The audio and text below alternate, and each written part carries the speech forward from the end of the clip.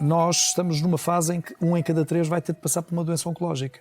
Ora, se 1 em cada 3 vai ter que passar por uma doença oncológica, quanto mais cedo nós nos preocuparmos com a nossa saúde e com o nosso comportamento face às doenças oncológicas, se calhar mais tarde ou nunca passamos a fazer parte daquele grupo dos 2 que não têm, não é? Agora, há até quem julgue que isto é bom para a indústria farmacêutica, isto é fantástico, que as pessoas estejam doentes. As doenças também atingem quem trabalha na indústria farmacêutica. As doenças também atingem os médicos. As doenças estão aí.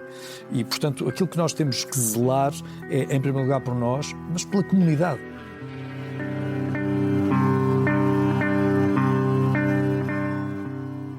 Para um apresentador de televisão com tantos anos de experiência, o cancro não é um tema tabu. Habituado a fazer entrevistas a doentes oncológicos, a ouvir histórias difíceis, diz que quando se deparou com o diagnóstico soube ter a tranquilidade necessária para enfrentar o problema. Conhecido de todos os portugueses pelas décadas em televisão, em programas como Quem Quer Ser Milionário e Praça da Alegria. Jorge Gabriel, hoje meu convidado, foi diagnosticado com um cancro na pele em 2011, quando tinha 42 anos. Soube que tinha um sinal estranho, perto das costelas, graças a um dermatologista que tinha estado a entrevistar e foi visto ainda no estúdio de televisão. Dias depois, soube que tinha um melanoma. Eu sou a Sara Tainha, jornalista da SIC, e este é o podcast Tenho Cancro e Depois. Olá, Jorge. Olá, Sara. Obrigada por ter aceitado o nosso convite. Está aqui hoje connosco ao lado do Dr. Osvaldo Correia, dermatologista. Olá, doutor. Seja muito bem-vindo. Olá, boa tarde. É um gosto. O cancro é de todos. Tenho Cancro e Depois. É um projeto editorial da SIC Notícias com o apoio da Novartis. Um espaço multiplataforma que acolhe todas as vozes que contribuem para normalizar como se fala de cancro. Fundamental para uma sociedade mais informada e empática. Partilhamos experiências e criamos pontes, porque o cancro também deve ser conversa. Saiba mais e acompanhe este projeto em tenhocancroedepois.pt. Muito obrigada por ter vindo. Jorge, antes de lançar aqui a primeira pergunta, só para quem nos está a ouvir não estranhar, desta vez não estamos no nosso estúdio habitual de podcast, em Paços de Arcos. Tive o gosto de vir ao Porto, ter com o Jorge Gabriel e com o Dr. Osvaldo, e estamos a gravar nos estúdios da SIC em Matosinhos, e é um prazer ter vindo ao Porto. E podemos começar, Jorge, aqui pela última parte da minha introdução. A nossa profissão tem, de facto, o privilégio de falarmos com muitas pessoas, e muitas delas que até às vezes nos ajudam na nossa vida pessoal, e foi aqui o teu caso. Verdade.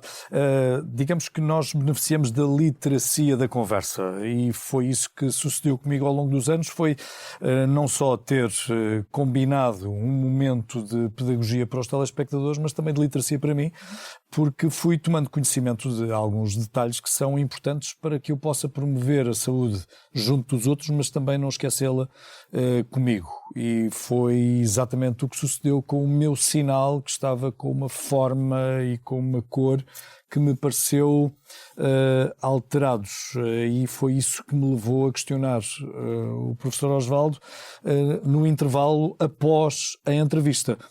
Eu tenho aqui um sinal, posso-lhe mostrar? E o professor Osvaldo olhou para o sinal e disse: não me parece que isso tenha alguma coisa que suscite interesse, mas de qualquer modo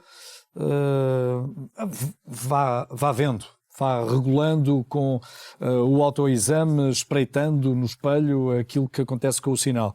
Passado muito pouco tempo, o professor Osvaldo surge de novo no estúdio com uma lente na mão, uma lente portátil que ele traz sempre com ele. Que anda sempre consigo, não é, doutor? Traz sempre com o professor. Útil. E deixe-me lá espreitar. Voltou a espreitar o sinal e o que me disse foi: eu devo estar a ficar hipocondríaco, isto deve ser eu. Deve ser eu que estou já com o olho viciado, afinal de contas não tem nada. É o que eu lhe digo. Vá fazendo o autoexame, vá olhando ao espelho e vá verificando como é que está o sinal. Qual não é o meu espanto? No final do dia o professor pede-me para eu ir ter com o professor, e assim fiz. Fui ter com o professor e o professor lá andou a ver com a lente dedicada, profissional, vasculhar, aproveitou e mapeou-me o corpo todo. Sim. E disse-me aquilo que já desconfiava na primeira visualização que fez, que foi: não, eu estou hipocondríaco. Estou a chegar a casa, tenho um telefonema do professor a dizer-me: pá, o Jorge, eu para ficar completamente descansado e o Jorge também, e se fizéssemos aqui uma biopsiazinha ao sinal? Professor, se o professor acha que é melhor, Jorge, mais vale prevenir que remediar. E pronto, e foi feita a biópsia, 15 dias depois.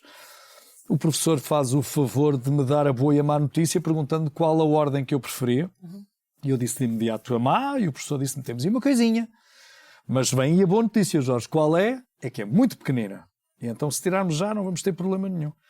Foi a minha sorte. E como é que tu digeriste a notícia? Eu estava bem entregue. Portanto, eu tinha apenas a desconfiança de um médico e tinha comigo a confiança total num especialista que eu sabia que era reputado, inclusivamente a presidir várias instituições nacionais e internacionais que me davam a garantia de que alguém como o professor podia ter acesso à notícia precisa. E isso deixou-me descansado. Eu nunca vivi com a nuvem de uma doença oncológica em cima da cabeça. Aliás, as entrevistas, o programa também me ajuda a ter um contacto com a saúde com devida distância. Porque tu ouves de tudo, não é? Sim, eu ouço de tudo e mais do que isso, eu há muito tempo que sou promotor de uma vida saudável e estou permanentemente a tentar convencer, por exemplo, os meus colegas que fumam, a deixar de o fazer. Com todas as estratégias possíveis e imaginárias.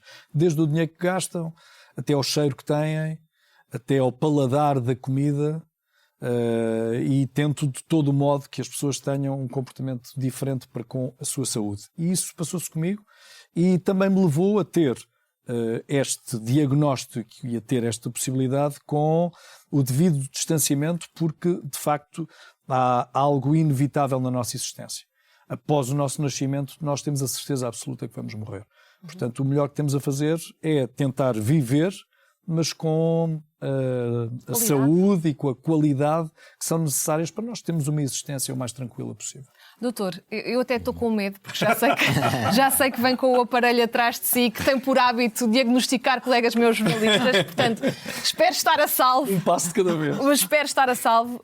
Mas lembra-se aqui deste episódio que o Jorge contou, de como, se calhar com como mais é que foi? alguns detalhes, alguns detalhes. Então vamos a esses detalhes. Esses detalhes foi assim, primeiro, isto aconteceu em 2011.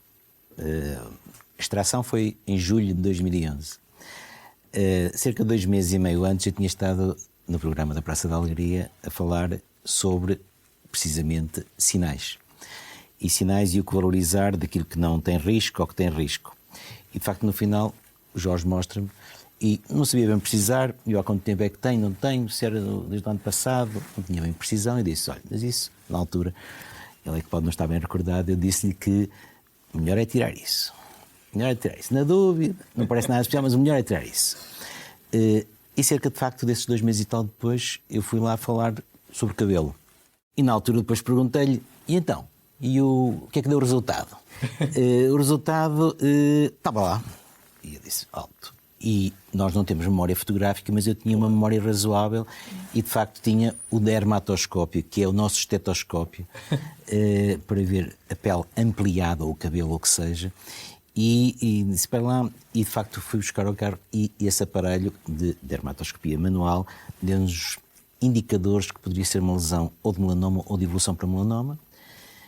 E depois, mais precisamente, em julho, e eu sei isto porque estive a rever o que escrevo. O que escrevo. Atenção, não tenho assim uma memória tão prodigiosa quanto isso. 2011, já lá vão uns anos. Não tenho, mas quem me conhece clinicamente, mesmo os meus pacientes, eu gosto de deixar tudo escrito, porque de facto essa é que é a memória e que nos ajuda a avivar as coisas boas, de preferência. E então, na altura, Jorge, era julho, vocês tinham férias programadas para meados de agosto. Sim. Tira-se, não se tira, e ainda bem que se tirou. De facto, a extração na histologia, porque a histologia é que nos dá o resultado final, evidenciou uma fase de melanoma, mas numa fase precoce. E essa é que é a grande notícia, e este é que deve ser o principal que as pessoas devem ter em tudo, e neste caso do melanoma, porque numa fase inicial a probabilidade de metastizar, ou seja, invadir para os gânglios, pelo sangue, para qualquer órgão, é muito baixa. E a extração tira-se, e em função da espessura ao microscópio desse sinal, é decidido o alargamento, como se diz, de margens de segurança que são internacionalmente aceites. No caso do Jorge? No caso do Jorge, fez a margem que era indicado. Vamos ser claros, há uma cicatriz, no caso dele, 1 centímetro para um lado, 1 centímetro para o outro, e na profundidade, a margem de segurança permite, no caso dele, 98% a 99%, para não dizer mais, de probabilidade de nunca vir a ter problemas com aquela lesão. Podia-se dizer mesmo 100%, mas eu não gosto de falar em 100% nada em medicina. O que é importante, ao contrário de outros cancros, mesmo na fase precoce, nós sabemos que quem tem um está mais sujeito a ter outros. Seja o melanoma, ou o carcinoma vasocelular, ou o carcinoma espinocelular. E há 2 ou 3 coisas que as pessoas têm que ter presentes. Primeiro, todos nós podemos hoje em dia fazer um mapa dos nossos próprios sinais, com uma ferramenta que se chama telemóvel. Fotografias? E todos, claro, porque se o Jorge me tivesse uma fotografia de, imagina, 1 ano antes, e meio ano antes, conseguia-me precisar um sinal novo, diferente dos outros, com um comportamento dos outros, diferente dos outros, nós chamamos patinho feio. Até pode ser mais bonitinho. No caso dele até era mais bonitinho, escurinho, redondinho, mas feio no sentido de que tinha características de novo, e em ampliação nós conseguíamos ver sinais de que ele ainda iria crescer. E diferente dos outros. Portanto, a primeira mensagem é que cada um de nós podemos fazer o nosso próprio mapa. Façam, digamos, o vosso mapa com o seu telemóvel e acompanhem de 2 em 2 meses. Segundo, lembrar, ou mesmo primeiro, que todos temos sinais. A Associação Portuguesa de Cancro Cutâneo, a Sociedade Portuguesa de Dermatologia, nos seus sites, tem imagem do que são lesões benignas, ou seja, que não têm risco de cancro, de lesões pré-cancro de pele, ou das diferentes formas dos cancros de pele, desde o carcinoma vasocelular, que invade local, ao carcinoma espinocelular, que pode invadir para os gânglios e em geral, e o melanoma, que se não for no início, ele invade mesmo e mata. O melanoma, felizmente, desde há meia dúzia de anos para cá, 10 anos na verdade, mas meia dúzia de anos para cá, o melanoma metastizado tem ferramentas que permitem sobrevida, mas há 10 anos atrás, e vamos ser claros, na altura do Jorge, em 2011, a probabilidade, se ele tivesse invadido, era de cerca de 15 a 20% de mortalidade. O que é muita gente, quando ainda hoje em dia ainda temos cerca de 13 mil novos casos de cancro de pele todos os anos em Portugal e mais de 1000 são melanoma, significa que se não forem no início, temos pelo menos 200 e tal pessoas a morrer. Lá está, Jorge, esta ideia de que o cancro da pele, neste caso, foi detectado muito no início e ainda bem, e tendo em conta todas as entrevistas que nós já tivemos neste podcast, é o caso que foi mais fácil de resolver e ainda bem, mas de qualquer das formas, tendo esta ideia de que o cancro também pode matar, como é que tu geriste toda a fase, todo o processo e como é que a tua família, os teus amigos, o teu local de trabalho geriram esta fase? Muito pouca gente soube, porque para mim aquilo tratava-se de uma intervenção que era necessário fazer para resolver um problema. Eu nunca tive um diagnóstico suficientemente avassalador para que eu me atormentasse com aquilo que estava a suceder comigo.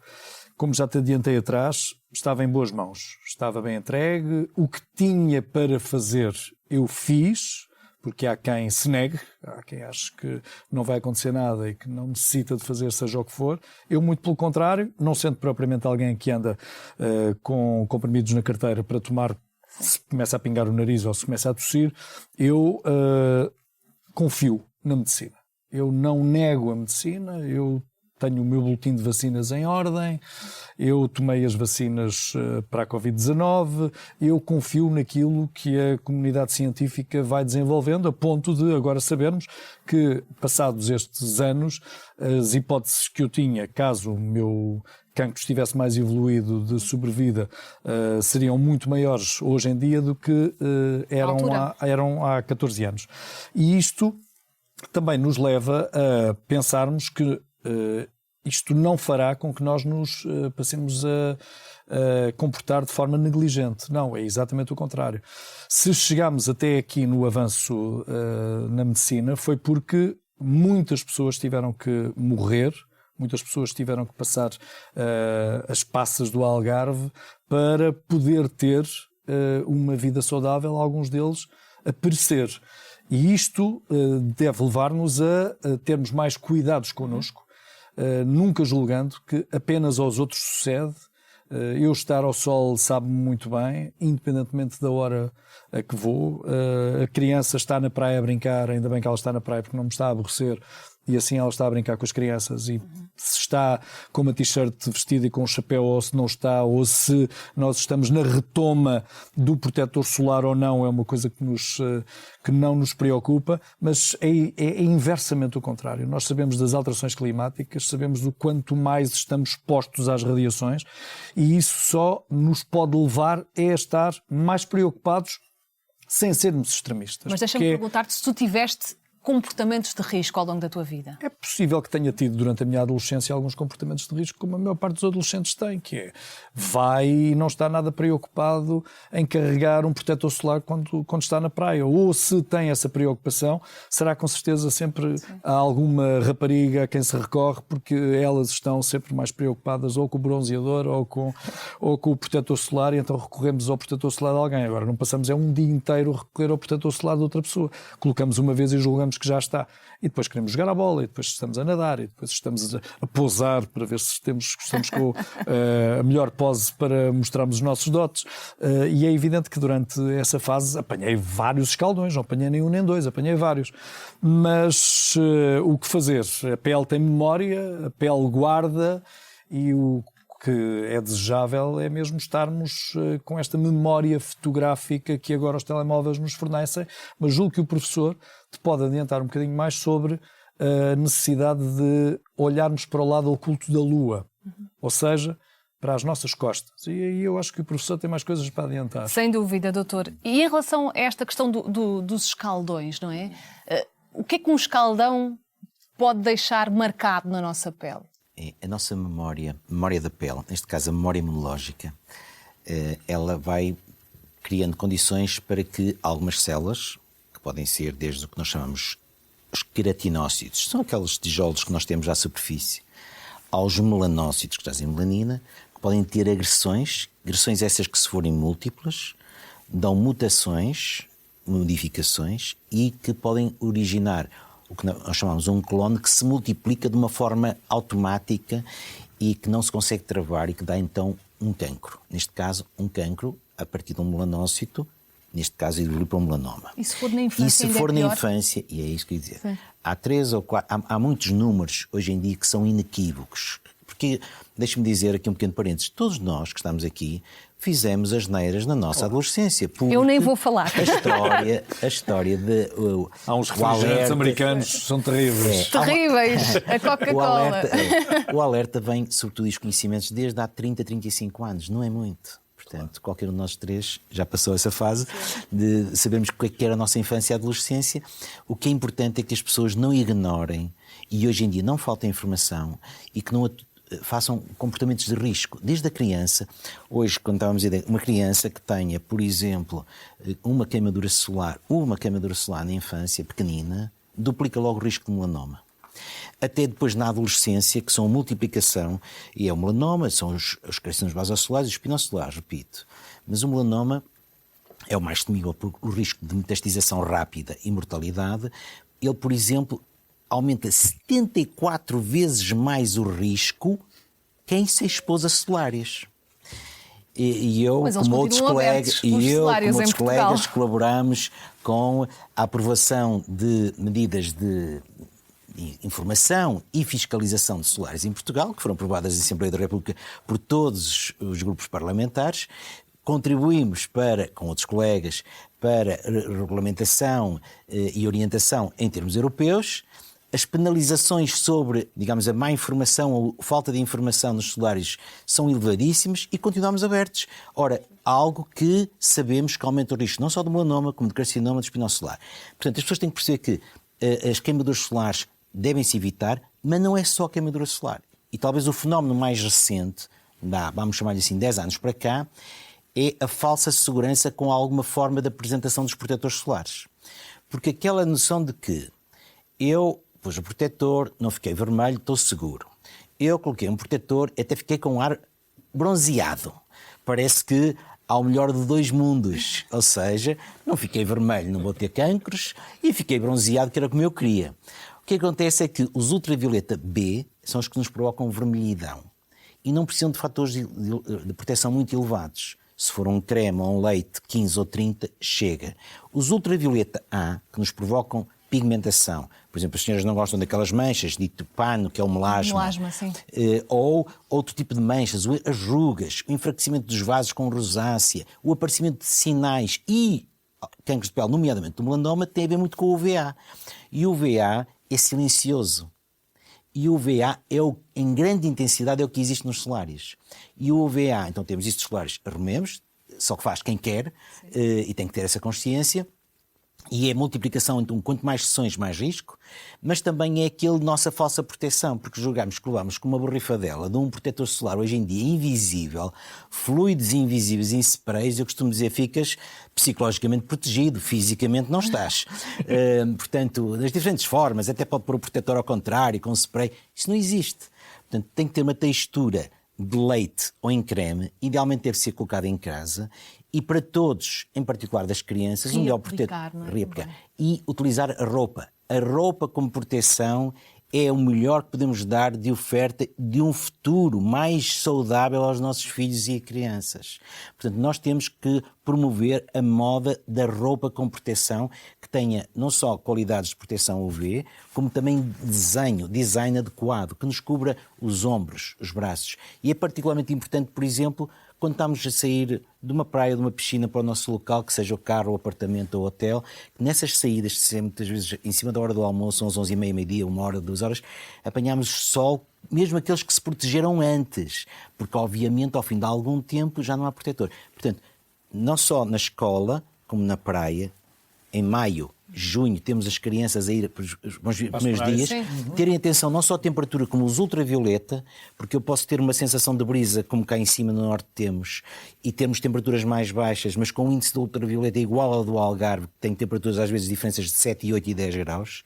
Portanto, temos essa noção que o ultravioleta a partir de maio chega a 8, 9 ou mais, numa escala de 0 a 11.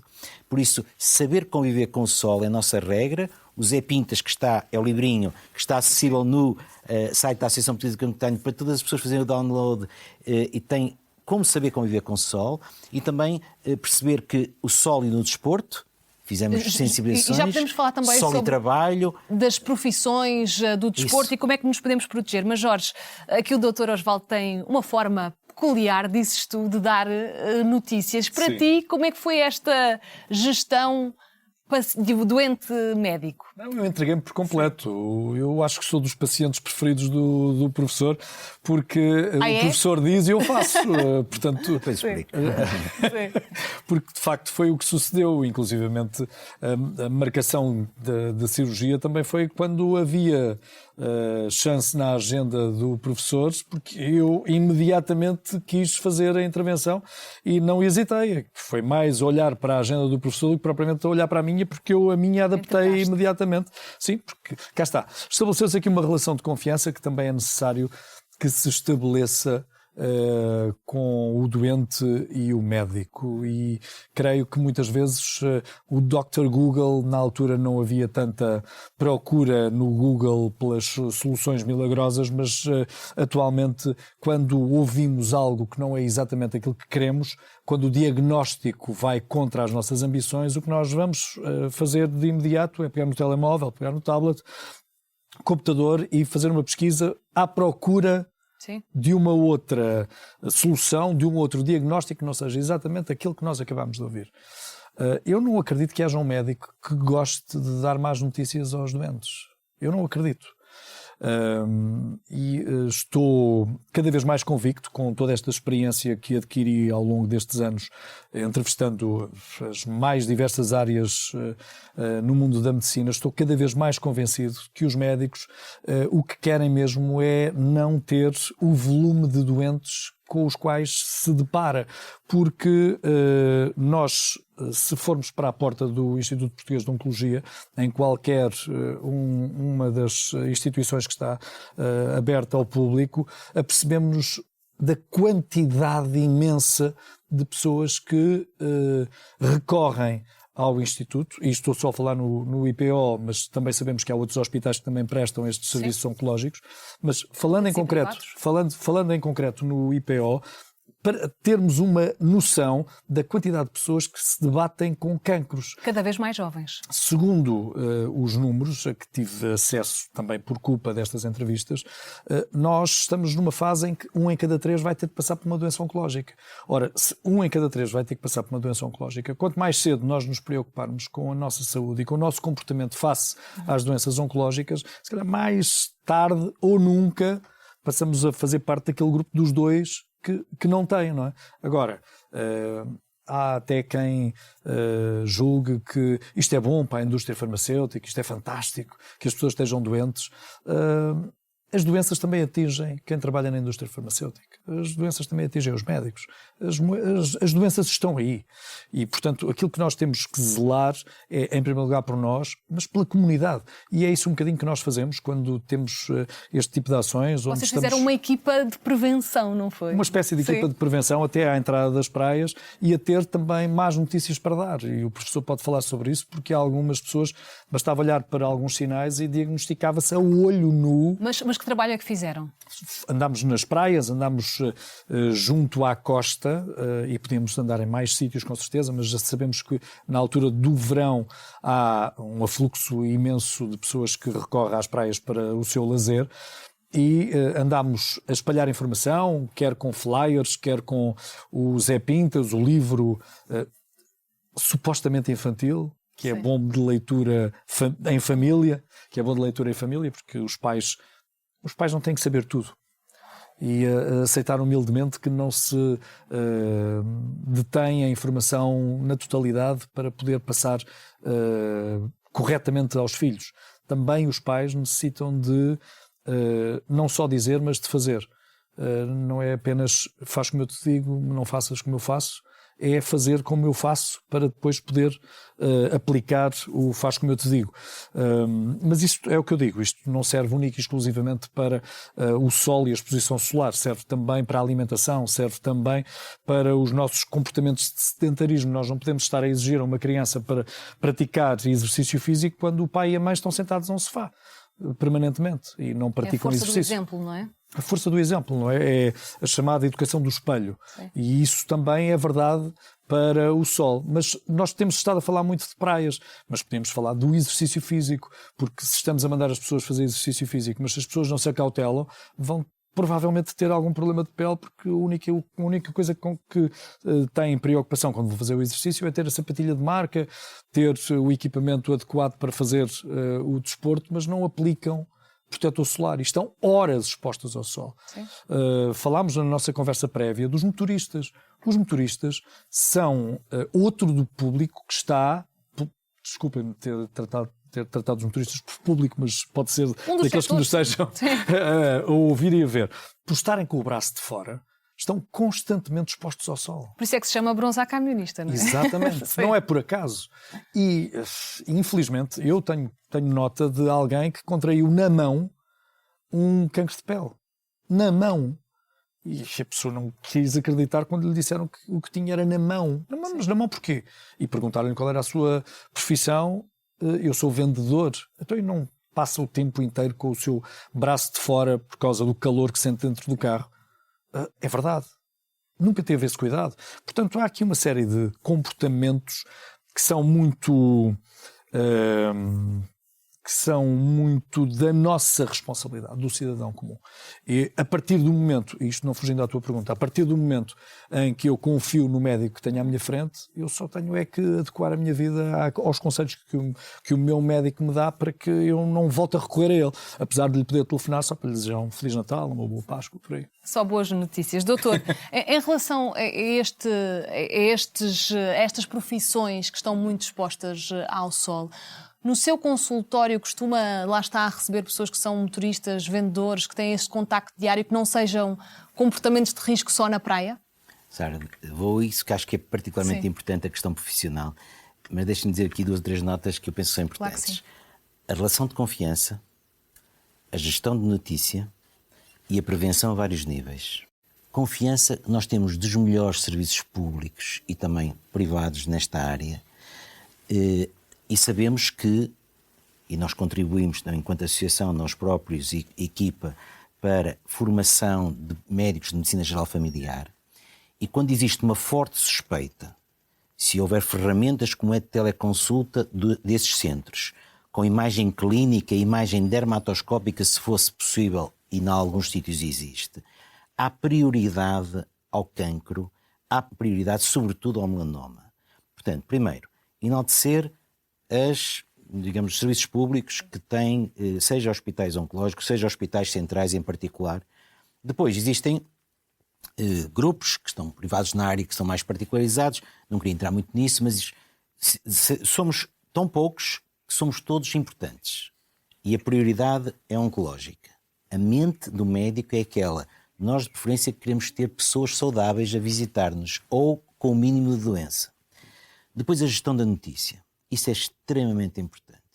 Dizer que o senhor tem um melanoma, ficar só com isso, não dá, porque a pessoa, como eu costumo dizer, está a sair do corredor, ainda vai, imagine-se, para um elevador, já está a ver o que é que aparece no Google.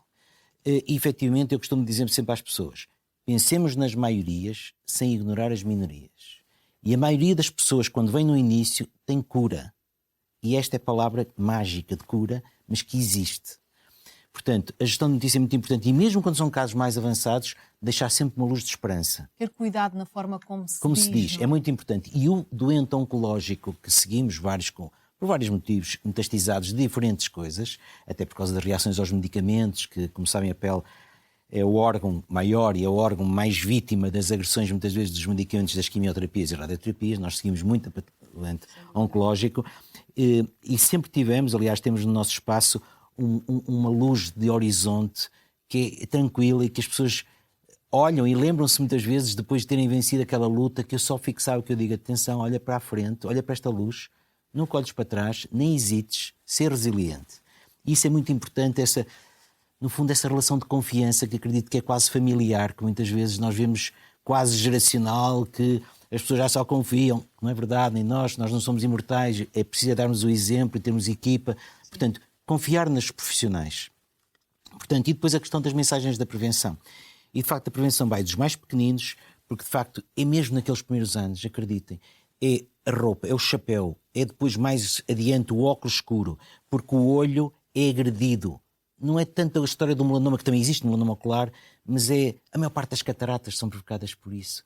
A degenerescência macular da retina, que leva à cegueira, sobretudo no olho mais claro. Isso, uma das grandes causas é a agressão cumulativa do sol. Portanto, nós temos uma missão de sensibilizar sem alarmismos. E então vamos para o adolescente, estivemos em telenovelas, estivemos de facto, porque não, como eu costumo dizer, na cena romântica, ser ao sunset. Aliás, eu aconselho o são convívio com o sol e os sunset pouco alcoólicos, é aquilo que eu mais receito. Portanto, de facto, quando é que é a hora segura? Sim. É quando a nossa sombra é maior que nós próprios, coisas simples. E esta mensagem tem que ser simples. Qual é que é a boa hora? Com a noção de que o risco pode ser não só na praia, como na piscina, como em Matosinhos, como em Vila Real, de risco, não é? como na praia ou nas praias fluviais ou na piscina, mas na profissão. E o que o Jorge disse há bocadinho, e não fugindo, portanto, a essa pergunta, é verdade, só que tem um detalhe. O condutor, que pode ser o motorista, como pode ser, podia dizer, qualquer professora que tratámos há relativamente pouco tempo, que tinha o seu carcinoma atrás da orelha, que anda sempre com o cabelo apertado, e que ia dar as aulas do seu carro e eram 30 e tal quilómetros para a frente e para trás, ainda lhe dava, compensava vir almoçar a casa, fazia 4 viagens por dia e com os seus 38, 39 anos tinha o seu carcinoma atrás da orelha, porque o vidro, e isto as pessoas têm que perceber, filtra os ultravioleta B, mas a maior parte dos vidros não filtra os ultravioleta A. Portanto, o facto de eu ir, imagino, vou a Lisboa de manhã cedo e depois venho logo a seguir ao almoço para o Porto.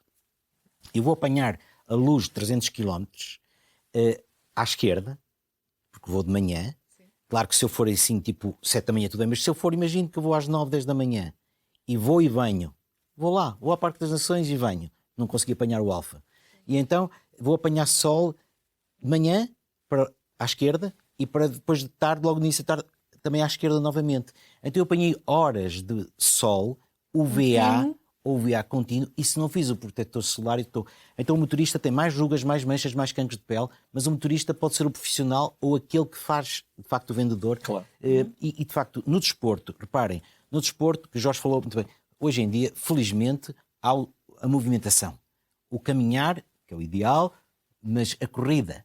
Há quem goste de fazer meia maratona, mas, por favor, utilizem um modelo de chapéu que vos proteja, que gostem, mas utilizem um chapéu, o óculos escuro, e de preferência que cubram os braços, porque nós sabemos que o melanoma, antigamente na mulher, era sobretudo na perna, porque usavam saia, e hoje em dia os melanomas são muito mais na zona dos ombros, na zona do tronco, porque de facto expomos-nos muito ao sol. Portanto, é nas diversas áreas profissionais, do desporto, lazer à profissão, em que podemos ter prevenção e, sobretudo, aquelas pessoas que já tiveram cancro de pele, lembrem-se, vocês estão mais sujeitos a ter outros, não necessariamente por raiz. Portanto, continuem a fazer a vossa prevenção. E como é que quem olha para as costas? Não somos corujas. Portanto, nós temos de ter alguém que olhe por nós pelas costas. Confie no vosso cônjuge. E eu já tive várias situações em que foi o cônjuge que disse: ó, Soutor, não gosto deste sinal. E eu costumo dizer, ter um homem ou uma mulher lá em casa que nos olhem por as costas, convém. Faz falta. Faça fotografia. E essa observação de família, proteção em família, é muito importante. Termos todos os cuidados uns pelos outros. Jorge, aproveitando aqui esta deixa de que quem teve cancro da pele tem que ter cuidados, e cuidados para sempre, que cuidados é que tu tens e de que forma é que mudaste a tua rotina? Eu não mudei muito a minha rotina. Isto, de facto, deve ter sido algo que eu tinha guardado na minha memória celular, que levou a que se despoltasse mais tarde. Eu adoro estar na praia, mas adoro estar à sombra na praia. E a proteger-me permanentemente, colocando protetor solar, mesmo estando à sombra. Esse é outro dos conselhos que eu julgo que depois o professor pode adiantar, porque nós temos um espelho. Nós muitas vezes ignoramos a existência do mesmo, mas nós temos um espelho na praia. E esse espelho chama-se areia. O sol reflete na areia e produz, não exatamente com a mesma força e com a mesma incidência que o sol direto, mas está a reproduzir, porque está a redirecionar a luz que lhe chega e faz com que nós nos bronzeemos. Aliás, eu normalmente, quando chego das minhas férias do Porto Santo, chego bronzeado e as pessoas perguntam: estás sempre à sombra? Nós vemos-te à sombra, como é que tu chegas bronzeado? É simples, há o reflexo da areia. E mesmo assim eu não direi de meia hora, mas estarei provavelmente de hora a hora, ou de hora e meia a colocar protetor solar e a colocar o protetor solar que eu julgo que é o indicado. Mas sobre isso também deixo isso para o professor, porque é também outra das discussões e outra das conversas que mantivemos até no programa. Achamos que o protetor solar, aquele transparente, é o melhor, é o mais bonito, não deixa ficar qualquer vestígio de creme. Não sei se será o mais eficaz, mas eu não sou o profissional da área, o profissional está aqui. Já ouvimos o doutor a dizer que não é de todo recomendado. Vamos falar sobre isso. Também podemos falar sobre isso para também nos apercebermos na prática porque é que não é. Sim. Porque há atitudes práticas que nos podem ajudar a perceber porque é que algo transparente tem menos eficácia do que algo compacto, opaco, não é? E que não deixa passar a luz, não deixa passar os raios. É mesmo essa a indicação.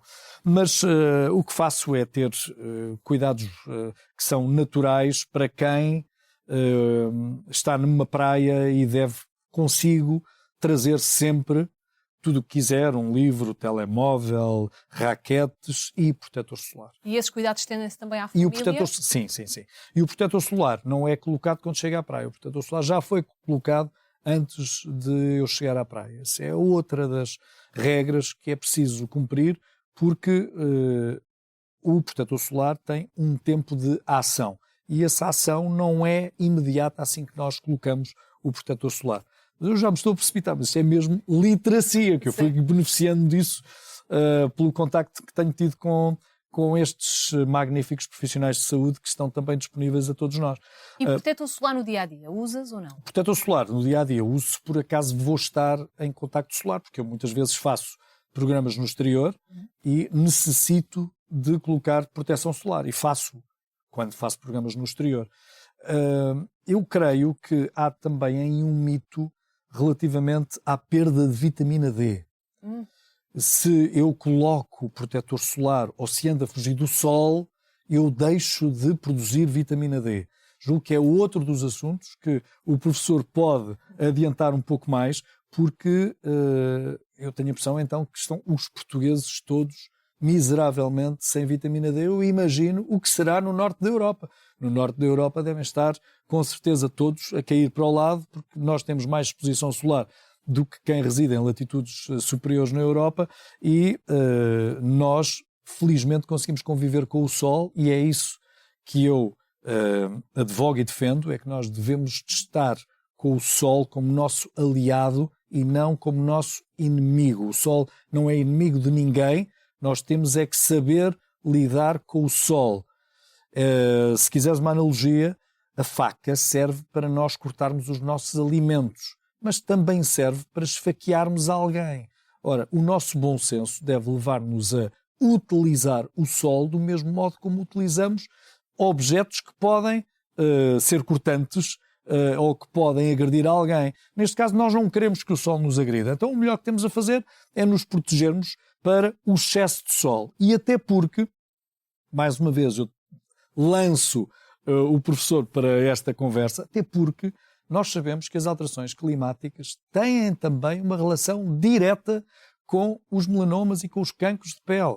Há uma relação direta. Logo, a nossa proteção deve ser maior e mais cuidada do que tem sido até aqui.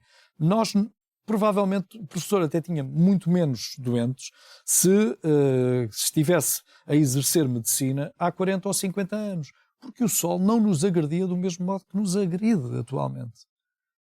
E a verdade é que estão cada vez a surgir doentes mais novos com este tipo de cancro, exatamente porque o sol está a atingir-nos de um modo que não o fazia há 40 ou 50 anos. E porque nós não deixamos, nós, adolescentes, quando éramos, e os adolescentes da atualidade, nós não tínhamos comportamentos diferentes.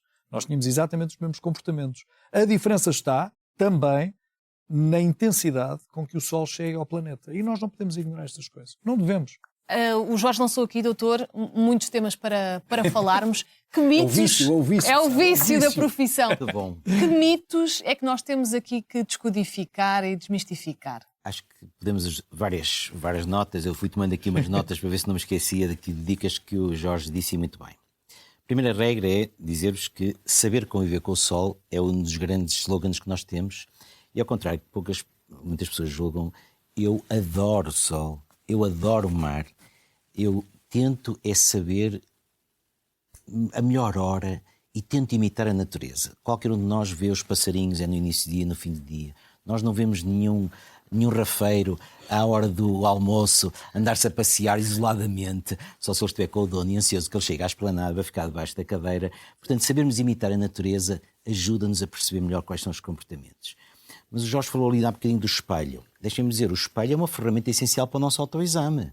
Nós temos alguém que nos tirou a fotografia eventualmente, mas com o espelho e com outro espelho nós conseguimos ter uma observação. E nesta semana eu pedi, neste caso para me verem, e com o espelho eu faço isso. Idealmente devemos fazer pelo menos 2 em 2 meses, é o mínimo que devemos fazer. Não é preciso olhar todos os dias, que eu costumo dizer que quem olha todos os dias não vê. Por isso é que as pessoas julgam que estão sempre na mesma. Não estão. Depois, a questão, digamos, do espelho de reflexão. Isso é muito importante, porque, de facto, aquela ideia de que a areia reflete. E como é que reflete? É naquela areia seca que pisamos e que escaldamos, ou é mais que à beira-mar? Ao contrário, que as pessoas julgam, naquela areia que é muito quente, que está lá em cima a 10, 15, 20, 30 metros, a escaldar, ela reflete 10, 15, 20%, às vezes 25%. Na areia molhada, que é onde eu gosto de andar e jogar e brincar com os miúdos, ela vai até 40%. Deixar uma criancinha naquelas pocinhas onde nós adoramos deixá-los, a 1 hora do sunset, impec. Se é naquelas horas mais agressivas. E o que é a hora agressiva? É quando a tua sombra é mais pequena que tu próprio. Portanto, é muito agressivo porque há essa reflexão. O professor, sem esquecer o mar, que também reflete, não é? Claro. Eu costumo dizer, mas nadar, eu digo, se nadares abaixo de 50 centímetros não tens radiação. Se bens cá acima muitas vezes, estás a levar com radiação e ela vai proporcionalmente também, quanto mais à superfície, mais apanhamos. E nós, quando estamos a nadar, temos superfícies, como é o caso dos ombros, que estamos sempre a levar.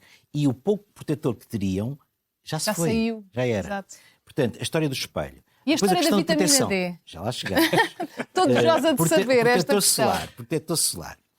As pessoas têm que perceber que, legalmente, qualquer empresa, antes de vir cá para fora com um produto, tem que passar por vários passos e um deles é a medição do índice de proteção solar, ou fator de proteção solar, UVB e UVA.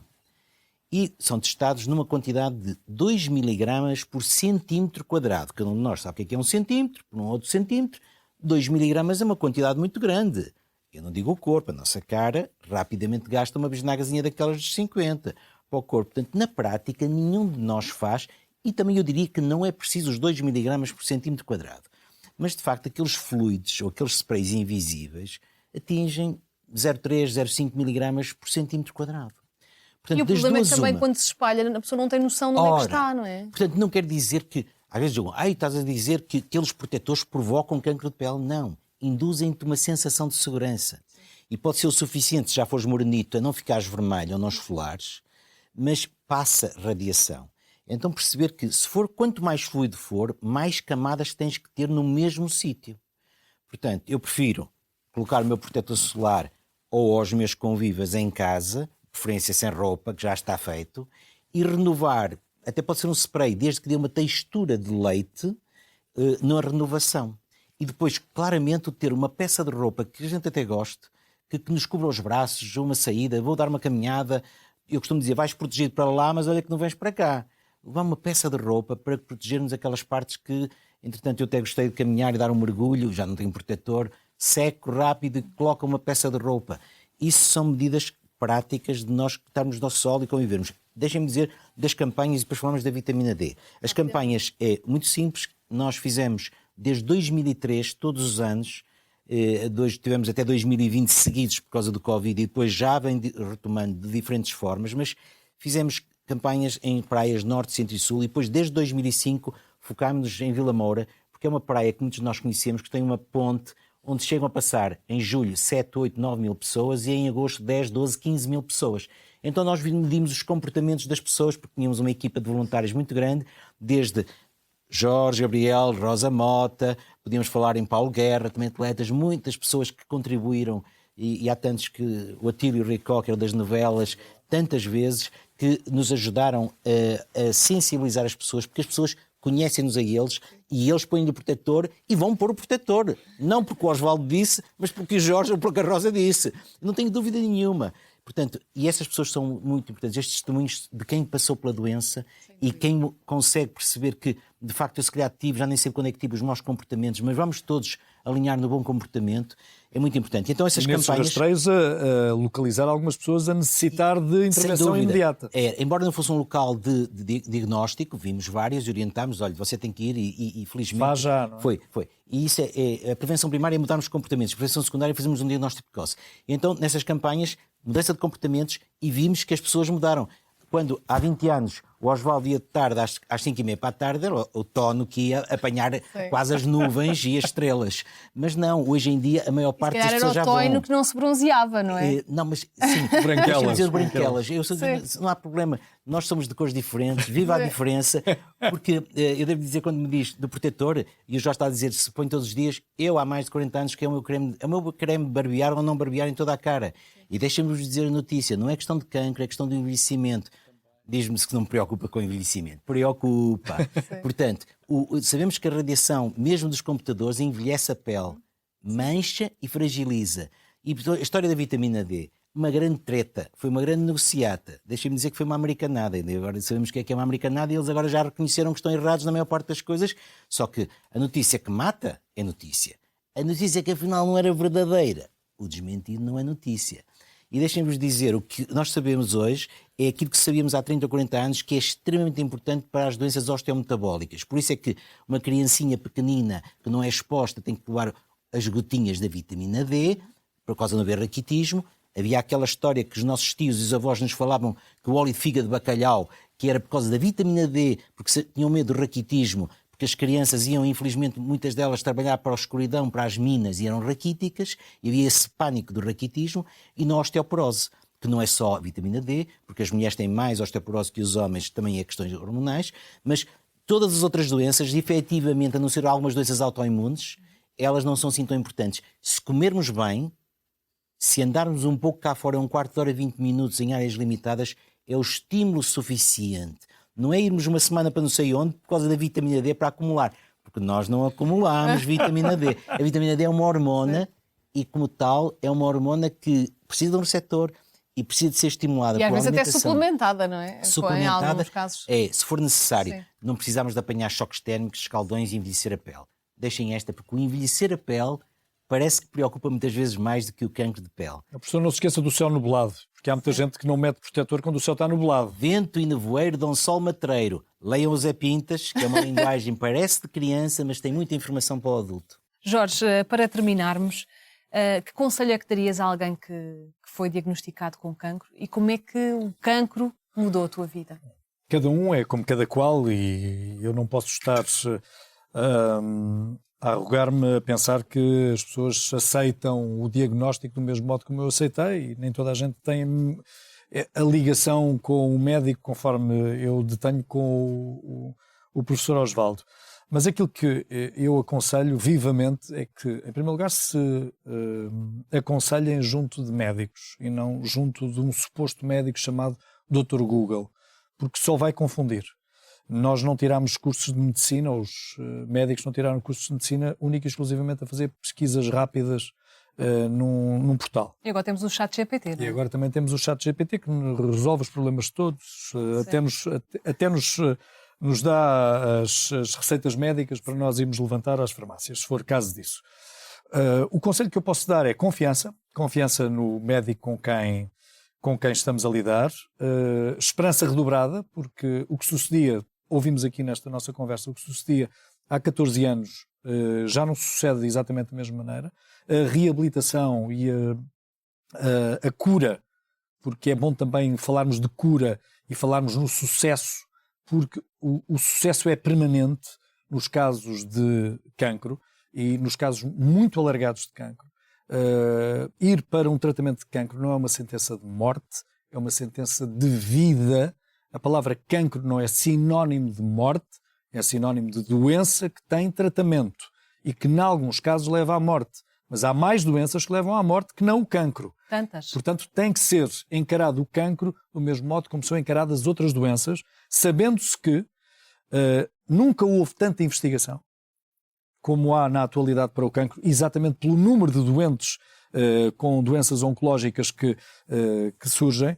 E, se tiverem alguma dúvida, consultem sites que sejam devidamente certificados, de confiança, porque de facto não falta informação, mas convém que nós sejamos pesquisadores cautelosos, que não nos deixemos levar única e exclusivamente pelos títulos, que sejamos capazes de ler na totalidade a informação que nos chega, porque rapidamente ou nos desmobilizamos do tratamento que estamos a fazer, ou vamos acreditar em panaceias que algumas vezes depois tornam os cancros irreversíveis. Atenção com os tratamentos milagrosos que andam aí espalhados e que não têm a garantia científica que os outros dispõem. O que correu bem com um amigo não quer dizer que corra bem connosco e, por favor, façam com que não tenham o diagnóstico. Tratem da prevenção o quanto antes para não chegar a ter esta necessidade e para não receber essa notícia. Para a maior parte das pessoas, acredito para a esmagadora maioria das pessoas, ter o diagnóstico de cancro seja um pavor, seja um susto. Acredito que sim, pelo passado e pelo passado recente, mas são mais as pessoas que passam a ter ou uma doença crónica ou passam a ter cuidados que devíamos ter todos, sim, de fazer análises, de fazermos diagnósticos que nos permitam saber se o cancro regressou ou não e que tenham uma vida longa, do que uma sentença imediata de morte. É bom que se passe esta mensagem, porque o cancro não é igual à morte. Cancro é igual a termos uma doença, tal como temos outras, e algumas outras são mais graves que os cancros. E é com essa mensagem tão importante, Jorge, que terminamos o podcast. Obrigada. Obrigado pelo convite. Doutor. Obrigada, muito obrigada.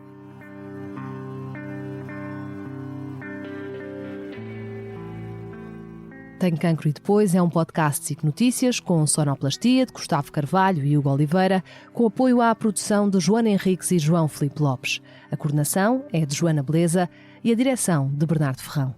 A música deste podcast foi cedida pelo José de Combo em memória de Pedro Gonçalves. Eu sou a Sara Tainha, ouça e subscreva este podcast na plataforma que preferir, avalie e envie os seus comentários. Se quiser saber mais sobre este tema, vá ao site do Tenho Cancro e Depois.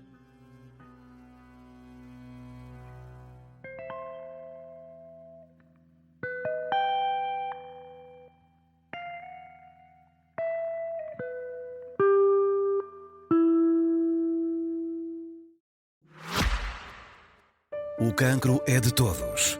Tenho Cancro e Depois é um projeto editorial da SIC Notícias com o apoio da Novartis.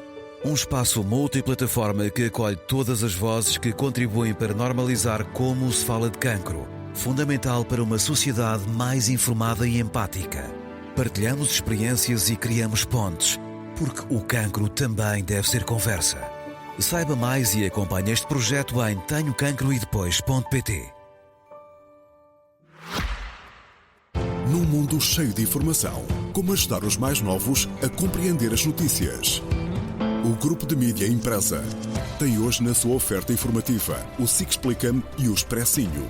Projetos editoriais pensados exclusivamente para crianças e jovens. Notícias claras, adaptadas, que despertam curiosidade e formam cidadãos informados. SIC Explica-me e Expressinho. Informar para crescer.